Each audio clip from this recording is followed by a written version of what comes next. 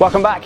Gareth, thank you for joining me. My pleasure. As you know, I'm on a road to score my first 100. It's now March. It's getting close again to that kind of time where people start thinking about cricket. I've been coached by professional coaches, amateur coaches, test players, county players. But I've never been coached by a fellow club cricketer that has already scored hundreds. Yes! Come on! So that's why you're here. Oh, pretty well. First of all, Dad, I'm glad you put the pressure on me to try and do this, but it's interesting. The first thing I'll say is obviously cricket is a technical game, and it's important to have a good technical base. But actually, the most important thing is the mental side of it. 100%. You've had people go right to the top of the game with very suspect techniques. Graham Smith comes to mind, but purely because of his mental toughness and his ability to just focus in the moment, it's meant that he could rise right to the top. Yeah, for sure. And so I've watched you a bit. We batted together. Yeah, we did. Maybe three times. Yeah, one was probably the best, wasn't it? Yeah. The others haven't gone particularly well. Big old 6 over mid-wicket. But I know that you have the ability, technique-wise, to score runs, and you have. You said, you averaged 30 last season. Yes, right? Yeah, it comes with a caveat though. It was about 10 or 12, maybe 11 innings, somewhere around there. Average of 30, bang on the nose 30, and I went past 50 once. Yeah. So I think that kind of highlights everything you need to know with that mentality. So yes, there were a few things where the time was running out, it was the end of the innings, whatever that looks like. But actually, to only go past 50 once and average 30 just says that I've got out a lot in the 20s, doesn't it? But the positive take on that is that it's not like you're struggling to make runs. You can make runs, and the proof is in the pudding. You pretty consistently get to 30. So now it's just taking the next step to mentally think, actually, I can do it. When I get to 50, I can. I've made 50 already, so there's no reason I can't make the next 50, you know? For sure. So that's the biggest thing. So I know you wanted to work on maybe some technical stuff. Yeah, I think the technical thing for me is, so many people have said that actually the hand-eye coordination is fine. Yeah. A lot of people have said that, which is really good. But actually the technical side of things, my feet don't really go, or quite often where they should go, according to the classical manual, which I think would help massively. So they are. Again, there's a trade-off there, because obviously you don't want to be overstriding, but obviously you don't want to be just caught in the crease and then falling over and things like that. So there's a balance there. So shall we try and work on that? Yeah, that'd be good. That'd be good. And then try and figure out what's going on inside the brain, hey? Yeah, absolutely. So I'll start off with a few throwdowns first off. So some people make the mistake of going on the bowling machine, setting it on 70 and playing from there first. But actually, you get more value out of really slowing it down so we can do it. So we'll start off that, then we'll wrap it up a bit. Sounds good. I'm in your capable hands. So I'm just going to put some full outside the off stump. Yeah. And the main thing is just transferring your weight with a stride, but not overstriding. Because when you overstride, you lose balance and power as well. Yeah, of course. So yeah, and then the bottom hand takes over, doesn't it? And excuse I might have to take a few to get into this, but let's try it. Sorry. Yeah, that's the one. Oh, I got him. Oh, it's so slow. There we go. Okay, so I just threw a few there. My initial thoughts is that the timing of your footwork is sometimes you're going a bit early, and that means you're not actually flowing. So you can actually wait a bit before you take that initial stride. And this is what's nice about throwing slowly, is that you have to really work on the timing of your movements. You get away with just flailing at it when it's fast. When it's slow, then you really have to time your movements well. Here we go. Sorry. There we go. Great. Sorry. We'll edit out these rubbish throws. There, that's really good. Yeah, it still felt a little bit early. A little bit early, but better. Nice. That's the best one yet, I think. Yeah, absolutely. I think I just get excitable, you know? Like a puppy. Like a puppy with a new tennis ball. Jumping at the bed.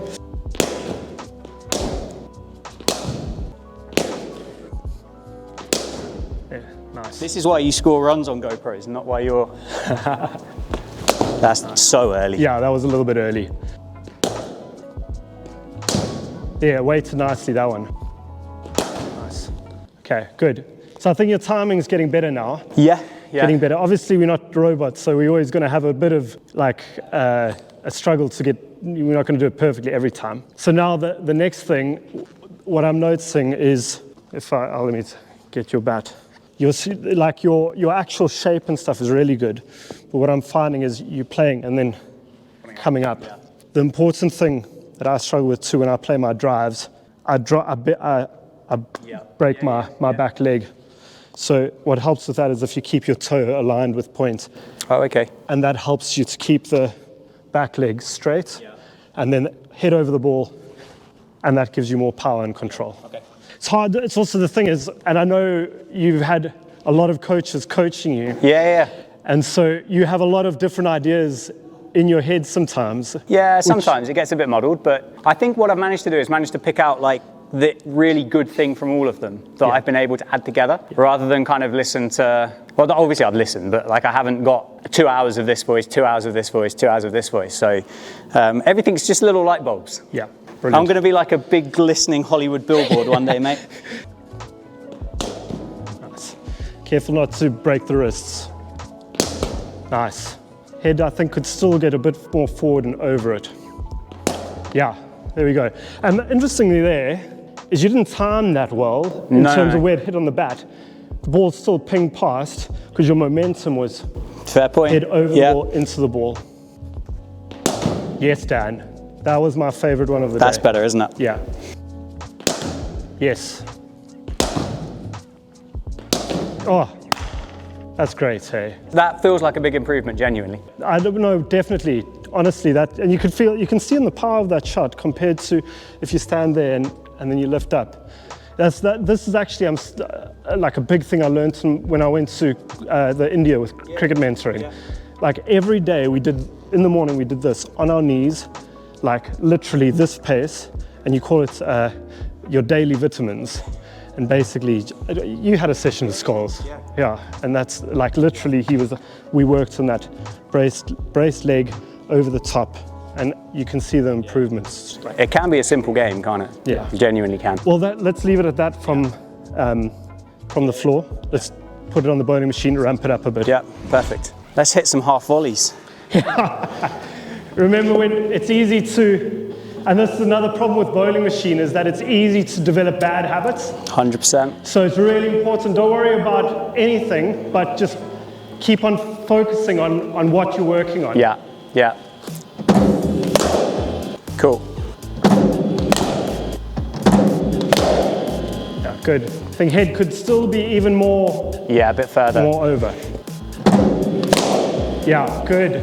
You play that nice and late as well. Yeah. Good. Just really forcing myself to. Yeah.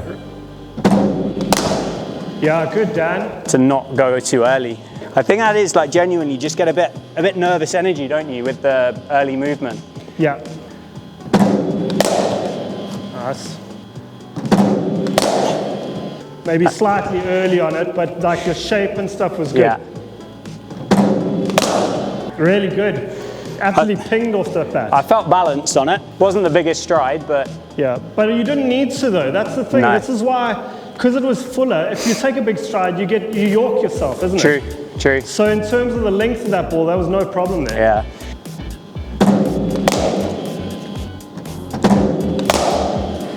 Yeah, wait for it more. Yeah. Ah, no. Come on. It's just, get your feet moving right, boy.